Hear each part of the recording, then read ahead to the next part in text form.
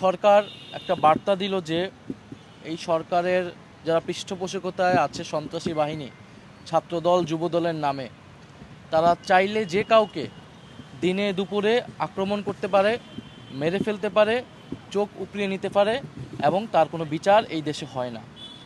দেশে যে আইনের শাসন নাই এটাই প্রতীয়মান হয়েছে এবং যখন আমরা তার বিরুদ্ধে, এই ঘটনার বিরুদ্ধে আমরা প্রতিবাদ কর্মসূচি দিচ্ছি, তখন সেই কর্মসূচিতে, গণতান্ত্রিক কর্মসূচিতে সরকারি দল আবারও বাধা দিচ্ছে। আমরা স্বরাষ্ট্রমন্ত্রী, তার কোনো বক্তব্য নেই।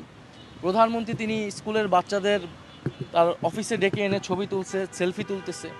এই যে একটা প্রতারণা এবং দ্বিচারিতা জাতির সামনে করা হচ্ছে, আমরা জনগণের কাছে বলতে চাই, অভিভাবকদের কাছে বলতে চাই, আপনার সন্তানরা এই সরকারের কাছে, এই দলের কাছে, বিএনপি এবং তার অঙ্গ সংগঠনের কাছে নিরাপদ নয়।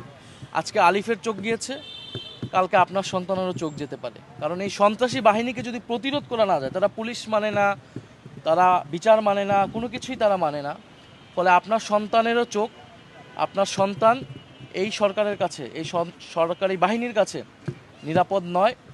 এবং সারা দেশের যে আইন শৃঙ্খলার অবনতি, এটা শুধু সিলেট নয়, সারা বাংলাদেশে কুড়িগ্রাম সহ আমাদের আজকে সাভারেও, আজকে কেরানীগঞ্জে বাধা দিচ্ছে আমাদের কর্মসূচিতে।